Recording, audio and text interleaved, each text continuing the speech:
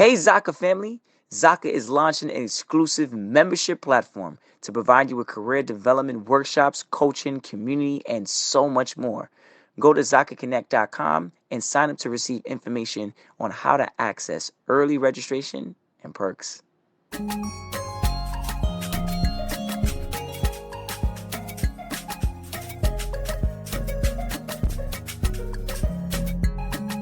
Hello, everybody. This is Paul Herman, the Prince of Motivation and host of Zaka Presents My Journey. We're creating this vulnerable and positive platform. You get inspired and motivated from different leaders from our community.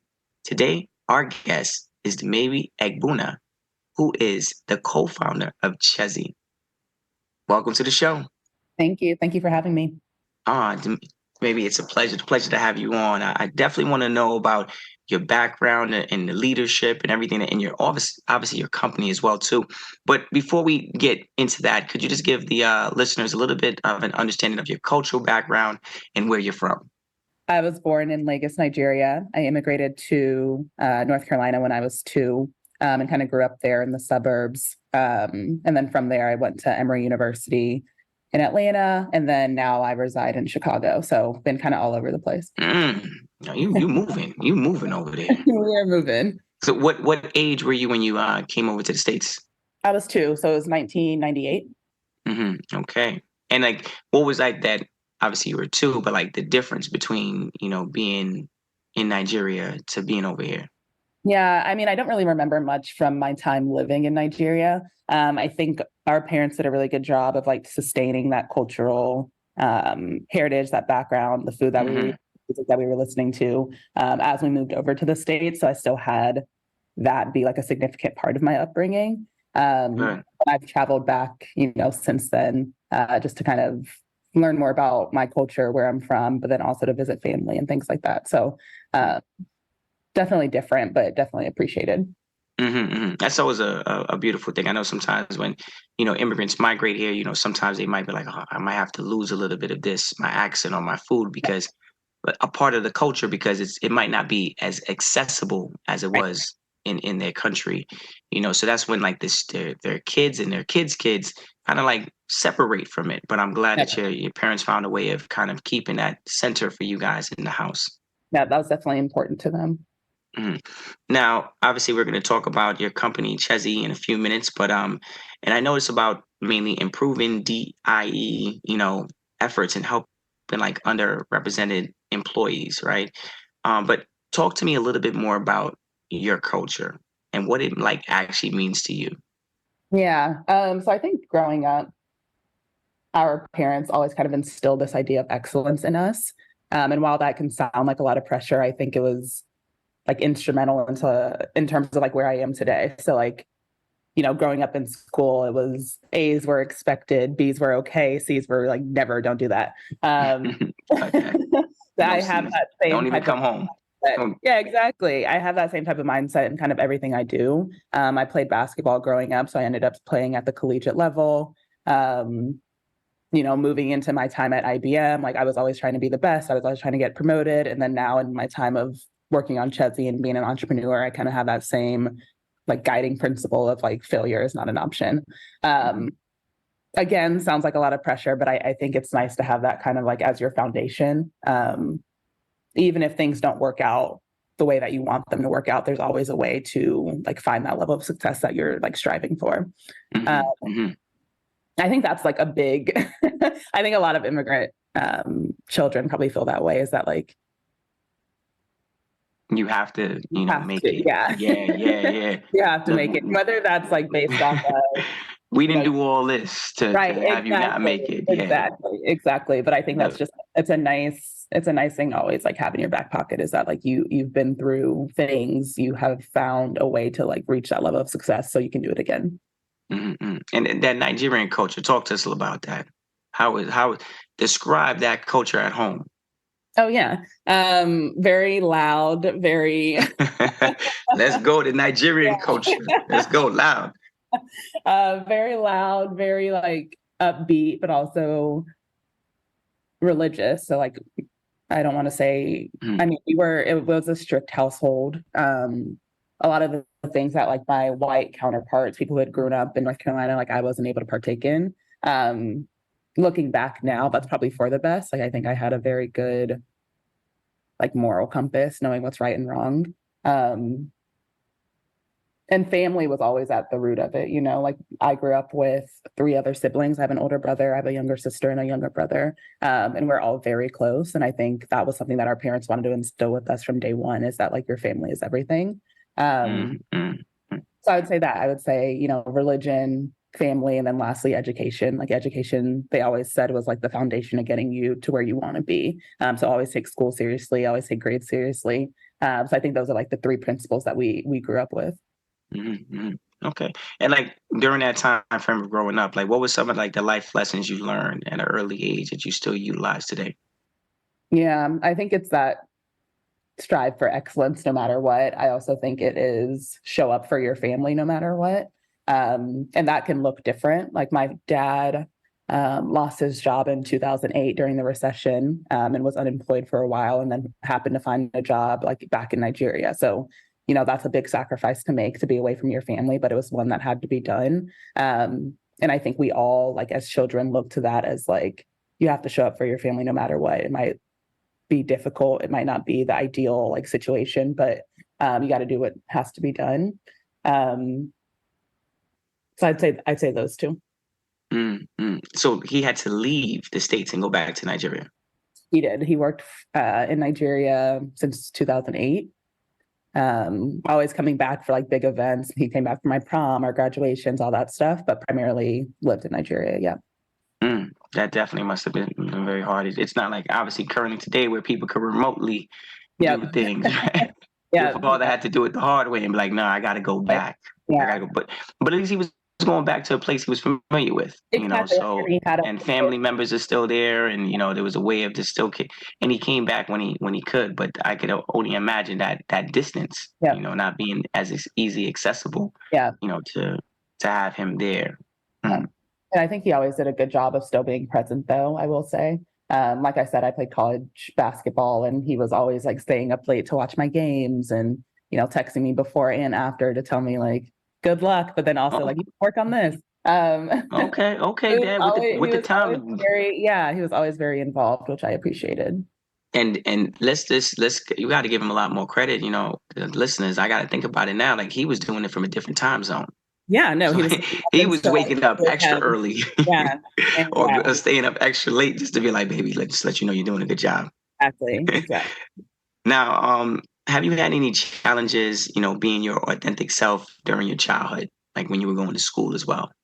Yeah, because I grew up in a suburb of North Carolina, primarily white. So I didn't know how to fit in, especially like in middle school, maybe even early high school. Um, I felt like I was different. Like I was bringing Nigerian food to school. They'd be like, "What is that? That smells." Um, just Yeah, like nah, no. different things like that. You know, you little kids are Oh yeah, little kids are the worst sometimes. yeah. They have no filter. Exactly. So I think it was just hard for me to figure out where I fit in. But eventually, you know, I found that community that, you know, accepted me. And they're now like my lifelong friends. So it's just a matter of time until you find your people. But I Mhm. definitely think like growing up in the suburbs, being from like an immigrant household, it can be different to find like where you fit in. You in the cafeteria with that eba and Right, the exactly. And soup they're like, what is and that? the gatti, the fufu, and they're Mhm. like, what's going on over here? Exactly. And, They you're have like, ham sandwiches. Yeah. and then, I know, right? You got the basic stuff. I got the good stuff over here. This is going to help me grow. Exactly. Could you tell us a little bit more about your educational journey? Like, what did you study and like why did you study it? Yeah. So I went to Emory University in Atlanta, graduated in 2018, and I Okay. studied business. So I had a concentration in marketing and strategic consulting. I think, you know, my dad studied business. He was a finance guy. My older brother also studied business. I think his background was strategic consulting and something else. So I just kind of followed their footsteps. Growing up, I really wanted to go into fashion, believe it or not. I wanted to be a fashion designer. And while my parents were supportive, I think they just wanted me to take a more practical route before pursuing that. And Mm-hmm. I kind of thought to myself, like, what would go well with like a fashion, career path? And I thought business, just in case you want to be like your own, fashion designer, you want to own your own boutique or whatever. So business just kind of fit right in. It was something that I was interested in, kind of based off of like my family's background too. So it just kind of made sense for me. Mm-hmm. Now, when you went to school, did you feel like it was a lot more diverse? No, No, I'm saying when you went to college. I'm sorry. That's probably the best way to describe it. in terms of like the students there. Yes. Not really. Emory is a very it's a PWI as well. I think it's like 6 or 7% Black. Mm-hmm. Um, I was able to find, Black people that I was able to find my community of Black people, but it definitely wasn't, diverse. I wouldn't say that at all. Mm-hmm. Okay. Okay. Yeah. Now, when did you realize that Black women's experience in the corporate world was different? And could you like explain a little bit more about that? Yeah. I mean, to me, it's Black women's experience in the corporate world is also similar to Black women's experience growing up in the suburbs. It's also similar to Black women's experience at like a PWI. I growing up like in high school, I was always in like the AP classes, the advanced classes, and I was oftentimes like the only Black person in the room, but always the only Black woman in the room. And I think that trend kind of carried over into my corporate experience. Like I went to work at IBM, and the first team that I was on, I was the youngest by like 20, 30 years, but I was also the only Black woman. So it Mm, can be lonely. It can be frustrating because you're at team meetings and they're referencing things that like you have no idea about. It can also be like scary because you don't know if your feedback or your input is going to be valued in that way. Um, not so I think, inclusive but and I stuff. will Yeah. say, yeah, I will say based off of my like background, I was kind of used to it and I was able to like navigate it. I think maybe better than some people who like didn't grow up in like PWI or white spaces. Hmm, hmm. Now, looking at that right there, like, what? Why is it important that companies create a sense of belonging for their employees? Yeah, I think there shouldn't be a fear of your input not being valued, or you shouldn't be scared to like speak up and say how you feel. And I think that is what at its core belonging is meant to like be the catalyst of. Mm, If I feel like I belong, I feel like I can do my best work. I feel like I can, give my input on this project and it's going to be listened and it's going to be valued. I feel like my chance of promotion is the same as like the white guy that I entered, this quote cohort with. Um, I think it's important to feel like you are seen, but also like your contribution is valued at the same true, rate or same like true. It has to work on both sides. I think yeah. that is very important. You mentioned IBM. Like IBM is obviously a very well known company. Now, looking over this bio over here, I think if I'm correct, 100 million in revenue. Right? Yeah. You were helping to lead that right there. Now that level of success doesn't come easy. I know there's a lot of pressure and a lot of time that you have to put into that. But did that help advocate for yourself and propel you to like launching your own business? Yeah. Thankfully, in my first couple of months at IBM, I met a man who was my senior. He was kind of giving me some career advice because, again, this was my first time working in like the corporate world. And one of the first things that he told me is that whenever you get into a new role or a new position, like immediately you should be having talks with your manager around what do I need to do in order to get a promotion or to get a raise. And that always stuck with me. So anytime I got into a new position or I got a new manager, the first thing I did was like, tell me your expectations for me, but also tell me what I need to do in order to be successful in order to like continue to progress my career. And I was never shy about having that conversation. And I think managers really appreciated that because they realized that like I was serious, that I was motivated. But it also was helpful for me because I knew exactly what I needed to like check off in order for Mm, them to see mm, what's mm. valuable in order to continue to progress my career. I'm glad you mentioned that because what's on the job description doesn't necessarily mean what's going to get you the raise. Exactly. You Exactly. know, people are like, oh, I'm gonna follow the blueprint right here. This Yep. is my job description, but that's just the bare minimum. You know, Yep. sometimes, and that sometimes is, could be overlooked. But when you start to really like dive in and ask those questions, like you said, you walked into rooms, you were the only Black woman or woman of color. Yep. To then go into these meetings with your management team and asking them like, what can I do to get this raise or this promotion? You're putting yourself out there. And Yeah. that's when people start to look at you like, oh, that's the young lady who stepped into the office and asked for that she potentially wants to raise in the near Yeah. future. They know you're not playing. They know you're not playing. They know that they know that you take your career seriously. And I have Mhm. always been like, even prior to, Chezie, entrepreneurship was never on my mind. Like, so when I entered IBM, my whole thought process was like, how can I like climb the corporate ladder? Mhm. And I always wanted to have those discussions with my manager to let them know that like that was my ideal career path. But I also needed to understand like what it would take in order to get there. Mhm. So I think that was always just nice to kind of level set from day one. And now, with you obviously working for one of like the largest companies in the world, like what advice would you give to immigrants who want to work for large companies? Like, what do they need to know to like kind of strive? Like, obviously, you said like one of the first things you probably want to do is once you get hired, like that advice given to you is connecting with your manager and Yep. really trying to figure out, or your higher ups to figure out like what can I do to get that raise? Any other advice you would recommend? Yeah, I think especially working at a large company, it's easy to get lost. It's easy for your manager probably is responsible for 20, 30 people. So you need to make sure that you're always communicating what you've done. Um, and I think the Mm, first year of IBM, that was kind of difficult for me because I'm used to just kind of working autonomously. Like I was just getting my work done kind of in silence. Um, and then I had a conversation with someone else and they were like, we don't really know what you do. And I was like, oh shit, because I've been doing a lot. Um, so since then, I that's was when you like, got to document everything. Like, yeah, look, exactly. check this, check my. I'll send you an email with everything. Exactly. So I literally like at the end of the week, I would send like a little summary of like, okay, I did this, this, and this.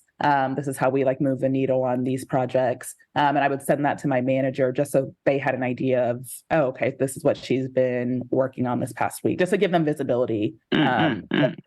what I, I was contributing to. very, I like that because you would only probably see that with like interns. People would just like, Exactly. but when you start to move up the ladder, no matter.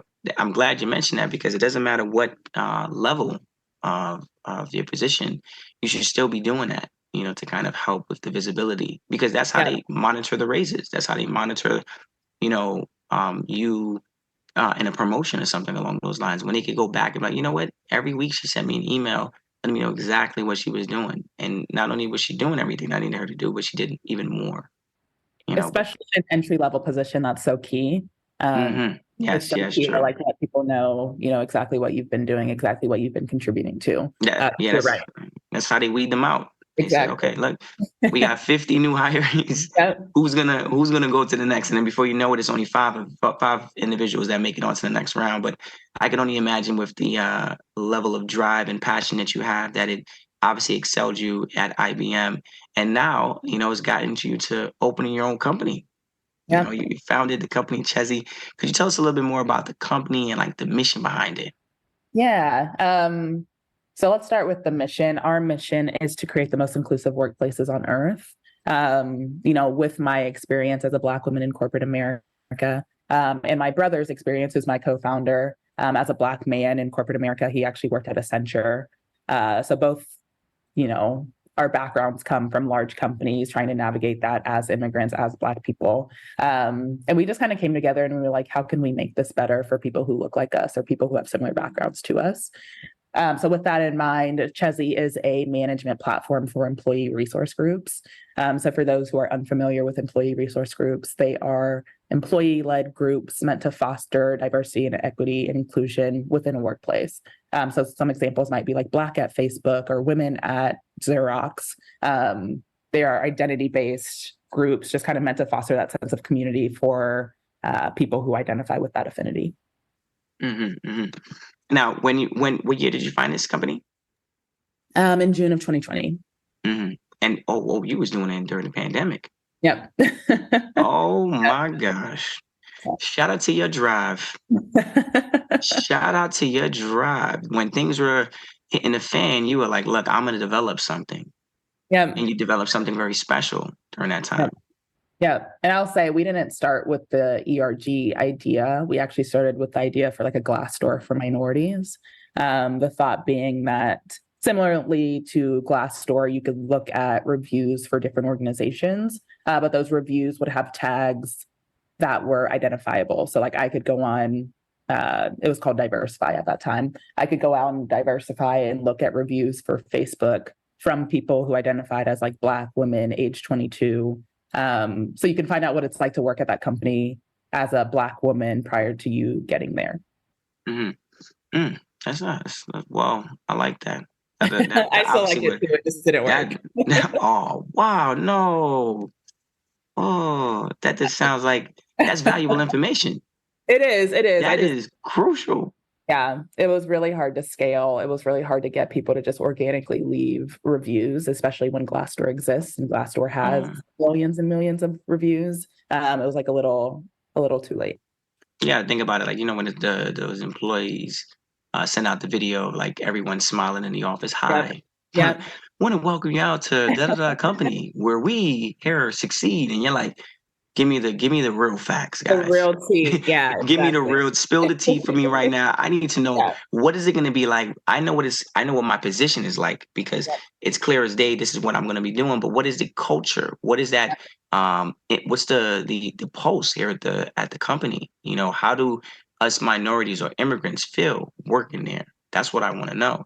But sometimes you may never get that opportunity. You finish that interview, you walk out the hallway, you see somebody of color, you just kind of like give them a little nod, but you can't interview them. You can't say, I just got out this interview. Could you just tell me something real quick? Yeah. I'm like, you got it. Yeah. So it's wow. Now, what does the name mean to you? Like, why is the name so important to you? We are Nigerian, so Chezie is actually the Igbo word for reflect. And we just wanted companies to realize that they have to do some internal reflection when it comes to their DEI efforts. You want to make sure that the intention behind them matches the impact that they're having on your minority or to your diverse talent. So that's the meaning. You better drop some of that. You better drop that in there. Like, look, you might have moved to the States, but you still keeping it close. I like that. Yeah. You could have called it something else, striving in America, right? You were like, nah, we're going to cut that down real quick. And we're going to make sure we still stay true to the culture, stay true to the movement. Now, how do you leverage like your immigrant background to benefit you in your career today? Yeah, I think it goes back to that first lesson I talked about, to where you're going to succeed no matter what. Even if it's not always easy, because this entrepreneurial journey is not always easy. It can be exhausting. It can be a lot of no's. It can be a lot of rejection, but knowing that eventually you will hit that point of like, I've made it. And I think that's just kind of like our driving force. Even on those hard days, it's like, okay, I know that I'm going to win somehow, some way. I just got to like give it some time. And I think that just that spirit of like relying on, that faith, relying on God, because that was always a part of our upbringing, is like, God is going to see me through this. So yeah, I mean, I think just like the lessons that I learned growing up and from my parents and from my siblings and from the family that I was raised in, has definitely like sustained me, to this point. Mm-hmm. So let's talk about it. Like, you was at IBM, crushing it, doing your thing. Like, what was that like aha moment, that moment where you were like, Chezie, this is what I need to do? Yeah. So 2020 was a year and a half into my career at IBM. And I was still navigating white spaces as a Black woman. My brother was having similar experiences at Accenture, kind of navigating that space as a Black man. And we were just coming together to talk about our experiences, especially in the midst of the racial like awakening that was happening in 2020. And that was kind of just like the impetus to be like, let's see if we can somehow impact the experiences of people who look like us in the workplace. And that was kind of the birth of Diversify, which was that Glassdoor for minorities platform. We pivoted to focus on what we're doing now in October of 2021. And I think with that pivot came a lot of great traction. So after almost a year, so like July of 2022, We were, getting revenue. We won a couple grant competitions. We had money in the bank. So there were just a couple signals that were like, okay, you should be doing this full time. So in July 2022 is when I left IBM and just kind of focused on Chezie. And I've been doing that ever since. Well, kudos to you. Let me snap it up here. Let me snap it up. Come on now. I like when people find their passion and their purpose, but obviously you had to go through IBM to see that even more. Sure. I think IBM was like the awakening. You're like, you know what? Because that's a large company. That's when you really get to see like, wow, I'm one in a million. Yeah. And that pushes you a little bit more to kind of like, move the needle. But if you're, smaller companies here and there, you might not notice it as much. But like when you go to those larger companies, that's when you really start to acknowledge that. Now, being a co-founder of a company, like what are like some of the challenges you face on a regular basis that like some people just wouldn't know? Yeah. One, I think it's just like having discipline. I think at IBM and any like workplace, you're kind of used to people setting your schedule for you. Whereas with entrepreneurship, it's like you have to make sure that you are setting your schedule and you're doing the things that are going to move the needle. So just making sure that you're disciplined, staying on top of things. I would say too, as Black founders in the DEI space, a lot of people still don't understand why DEI is important. So when you're talking to investors, when you're talking to VCs, it's like, instead of just explaining the value of your product, you also have to explain the value of DEI. And if they don't understand the value of DEI, they're not going to understand Chezie. So there's just a lot of, that can just be frustrating in itself, is that you're not starting from like a level playing field already. You have to kind of start below that, educate them on DEI, and then educate them on how Chezie can like get to the bottom line, and I don't think that's something that most companies that are in this DEI space kind of have to go through. You just dropping a lot. You dropping a lot. You dropping a lot. I'm like, I'm even soaking it in right now. Now, let's talk about like the low, right? As you know, obviously as a business owner, you're gonna have your highs, you're gonna have your lows. But like, was it like a lowest point in your career, whether it be at IBM or right now with your company, that you were like, oh, and you had to kind of overcome it? Like, what did you do to overcome that? Yeah. So I think after quitting IBM, like there was definitely this high of like, oh, I'm doing it. And then a couple months in, I was like, oh shit, what did I just do? And I don't know if that was the imposter syndrome. It probably was the imposter syndrome, but it was just like, I'm responsible for sales and marketing at Chezie. And I was like, yes, you've been in a sales role at IBM, but it wasn't customer facing. It was more so like sales development. It was making sure our distributors were set up for success to help their business partners sell as much as they did. So taking on this role where I'm primarily selling into our customers, trying to convince them of the value of Chezie, I felt like I had taken on too much too fast, and like maybe I wasn't ready for this position. So there was just a lot of doubt for a couple of months. And then, eventually I worked my way to closing our first couple of deals, and then springboarding us into where we are, which is like we're on our way to profitability this year. So yeah, I would just say it was just like overcoming that doubt, overcoming that imposter syndrome, realizing that like God doesn't put you in this position unless he like already has a plan for you to succeed. So yeah, I think it was just kind of overcoming that. And like, where does this passion come from helping like underrepresented groups succeed? I mean, I've been there myself, like throughout my whole life, I was underrepresented, whether it be in the school system, whether it be at college, whether it be in corporate America at IBM, whether it be just kind of like navigating society, So like I always want to help people who look like me not have to face some of the challenges that I had to face, not have to be the only Black person on the team or in the room, not have to feel like their opinion isn't being valued. Like I want to create spaces where that's just kind of inherent. They can just show up as themselves and know that they have an equal chance of success just based off of them being there, as opposed to them working for it. Now, for the folks out there listening, right? Could you explain like on a day-to-day basis, like what you do at Chezie? So like I said, I am responsible for sales and marketing, where I'm primarily focusing on sales just because revenue is that metric that we um, are measuring ourselves against. We want to hit profitability this year. So my day really consists of sales calls, a lot of meetings with prospective clients, taking them through the platform, learning about their business, and a lot of that discovery, and then doing like a lot of the follow-up administrative, like emails and calls, and making sure they have all the assets they need to make their business case. And then from a marketing perspective, making sure that like our website copy is up to date, making sure that the ads or the content that we produce is really speaking to the pain points of our prospective customers. I do partnerships as well. So like meeting with some DEI consultants to see if we can build out like a channel strategy in which they are pushing Chezie to their consulting clients. It's a lot of different things. No day like looks the same. I would say the only consistent is that I'm going to have a lot of sales calls throughout the day. You're going to be on that call. That Exactly. right. That right. That right. But hopefully you could take a call when you're in Nigeria.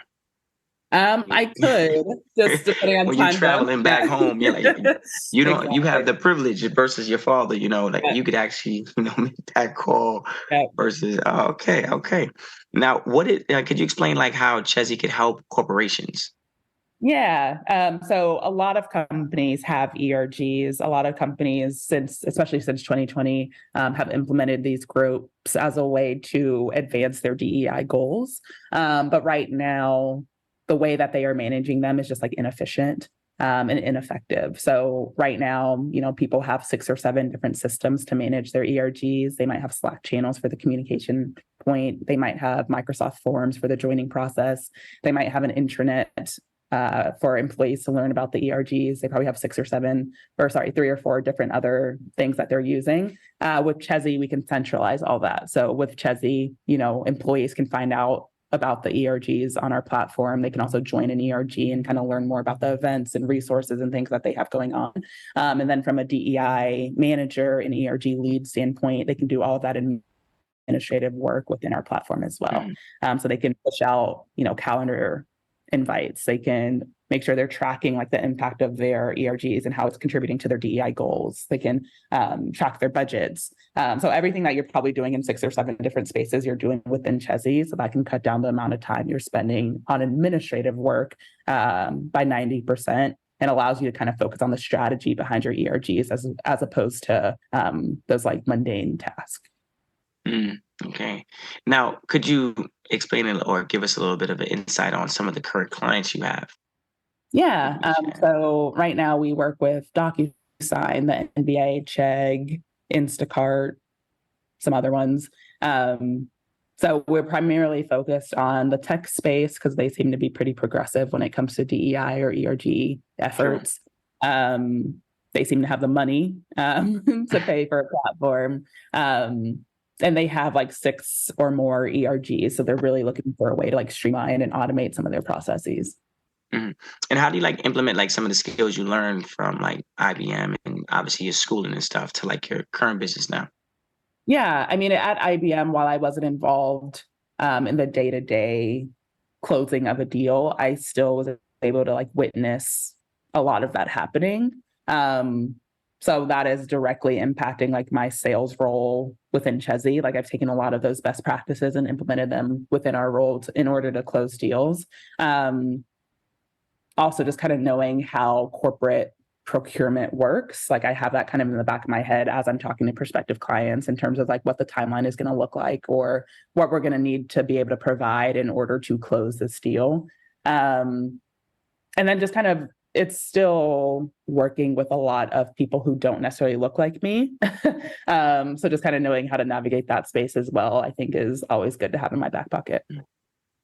Okay. Now let's talk about this thing right here. I know that you started a business with your brother, right? Mm-hmm. I know you said that you and your brother were having similar issues working in those larger companies. Like, could you tell us a little bit about the pros and like the cons of working with like a family member? Like, how do you guys set up those boundaries and like separate personal from professional? Yeah. So I think when we first started, it was tough just because he's my older brother. I'm the younger sister. So it was kind of that dynamic carrying into the business. So there were points where I was like, you're not listening to me because you are still looking at me as like a little little sister, you know. But we've had to just be really open in our communication. So we've had many conversations in terms of like, I want to feel like a partner in this. I don't want you to feel like this is yours and I'm just kind of like assisting you with this. And we were able to work that out in like the first couple of months of like diversify. So moving into Chezie, we had very clear roles and responsibilities. I am handling sales and marketing. He is handling almost everything else. Like he does product.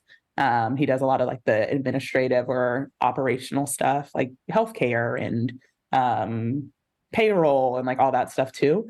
But we have very clear roles, which I think is helpful in navigating this with a sibling, because it's not like we're stepping on toes. We can be a little bit more collaborative. And then I think we're very good at having that clear boundary of like, we're not just, you know, coworkers or co-founders. We are also siblings. So like, I'll still call him and be like, how's your girlfriend? Or like, how's living in Atlanta? How's the house? So we make sure to still keep that very present, even though it can be hard to not only talk about work. Mm-hmm, mm-hmm. Yeah. You know, taking like work home and stuff with you. Yeah. But it's good that I like how you broke that down. You said before you even entered in to the company, you know, you guys kind of broke down like what are those boundaries and what are those expectations for each one of you. You know, sometimes people do that after the fact. They're so so excited for like the business itself and like what it could actually happen with the business. But then you start to be like, well, what is your role now? And you know, as time progresses, you know, people's roles will change, but at least there was like a foundation for you guys to kind of help with that. Yeah. And I mean, it wasn't perfect, like, especially starting out with the other idea with the Glassdoor for minorities, there was that little sister, big brother dynamic, but especially moving into Chezie, I wanted to make sure that like that wasn't the case anymore. We were equal, you know, in this. So having that like delineated roles and responsibilities has been super helpful. And with all of this success, like what is like the most proudest moment for you? Honestly, I think for me, like on a personal note, it would be quitting IBM and moving into this full time. Like I said, entrepreneurship wasn't something that was like on my mind, especially like graduating college and during my first couple years at IBM. I always thought I was going to climb the corporate ladder. But I think when you find that like your passion aligns with like work and being able to sustain yourself, like it's like a win-win. So being able to find that, being able to wake up every day and, you know, love what I'm doing, be passionate about what I'm doing and know that I'm like making a difference, has really been really beautiful to watch. So I think just like that transition of working at IBM, working under people to like working on my own and kind of being in charge of like my career progression is probably my proudest moment. Mm-hmm. And what's next for Chezie? Yeah. So right now we are really focused on building and selling. So just like updating our product to make sure that it's meeting the needs of our customers, but also being able to sell that product. Because we eventually want to raise a seed round next year, and then, you know, upward and onward from there. So. Mm-hmm. Well, congratulations on all your success. Thank you. I see how the Nigerian culture of being loud, right? When you talked about that, has transpired and it actually molded you into the individual that you are today. And I know the stories of like your father, you know, working through stuff and putting family first. I see that you have that type of same thing. Your family is that minority, that unspoken hero or worker in that office that sometimes doesn't have that person to, you know, to tap them on the back and say, hey, look, you got this. Yep. You created something very special, both your brother and yourself. And, you know, it's an honor to have had you on the show to kind of express what that looks like and what it feels like. And I'm just, you know, I wish you all the best with all you got going on. Any final last words for the listeners? One, thank you for those kind words and thank you for having me on the show. I would say for all of our listeners, like if you have an idea, if you have a business that you want to start, a project that you want to work on, I would say just go after it. Like I said, it will take time. You might face a lot of rejection. You might face a lot of no's, but eventually you will get to that yes. And you will get to that like point of success. So just keep going. Mm-hmm. Well, you better drop them gems before you get out of here. You better drop some. Let's preach it. Come on, you better take us to church real quick on that one. Now, to the listeners, if you want to hear more inspirational stories like Dumebi, please check us out on ZakaConnect.com. Follow our social at Zaka Connect and follow our feed, Zaka, wherever you listen to your podcast.